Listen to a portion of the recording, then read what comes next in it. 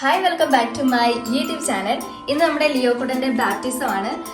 അപ്പോൾ കുറച്ച് ഫാമിലി മെമ്പേഴ്സൊക്കെ വന്നിട്ടുണ്ട്. നമ്മളെല്ലാവരും കൂടെ കൂടി ചേച്ചീൻ്റെ വീട്ടിൽ പോയി ലിയോയെ ഒരുക്കി പള്ളിയിൽ പോയിട്ട് അവിടെയാണ് ബാക്കി ഫങ്ഷൻസ് ഒക്കെ വരുന്നത്. അപ്പോൾ നമുക്കിന്ന് ലിയോയുടെ ബാപ്റ്റിസം കൂടാം.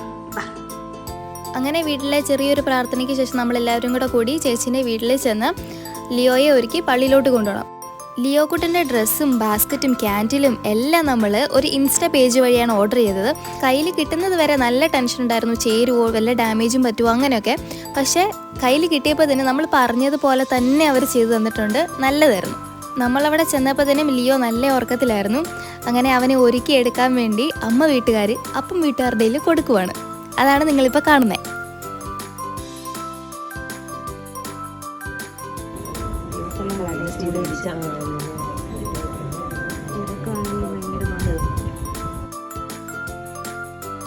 പാവം, ഒരു കരച്ചിലും ഇല്ലല്ലോ എന്ന് നിങ്ങൾ വിചാരിച്ചെങ്കിൽ നോ. അവൻ ഫോട്ടോയ്ക്ക് പോസ്റ്റ് ചെയ്യാൻ വേണ്ടി മാത്രം കുറച്ചു നേരം കരയാണ്ടിരുന്നു. പിന്നെ നല്ല കരച്ചിലായിരുന്നു. പള്ളിയിലേക്ക് പോകുന്ന വഴിക്ക് അവൻ പിന്നെ ഉറങ്ങാൻ തുടങ്ങി. കാരണം ഉറക്കത്തിൽ നിന്നാണല്ലോ നമ്മൾ വിളിച്ചെഴുന്നേൽപ്പിച്ചത്. അതുകൊണ്ട് ആശാൻ പിന്നെ നന്നായിട്ട് ഉറങ്ങാൻ തുടങ്ങി.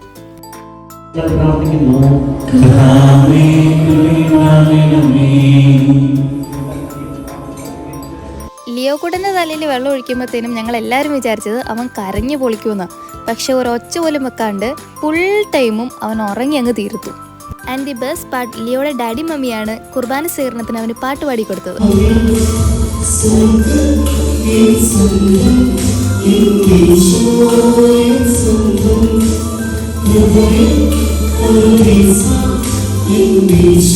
അങ്ങനെ ലിയോ കുട്ടൻ്റെ ബാപ്റ്റിസം കഴിഞ്ഞു. പക്ഷേ ലിയോ കുട്ടൻ ഇതുവരെ ഒന്നും അറിഞ്ഞിട്ടില്ല. ഇനി പറയണ്ടല്ലോ, ഫോട്ടോഷൂട്ട്. ഇനി പലരുടെയും കയ്യിൽ കൈമാറി ലിയോ കുട്ടൻ അങ്ങനെ പറന്ന് നടക്കും.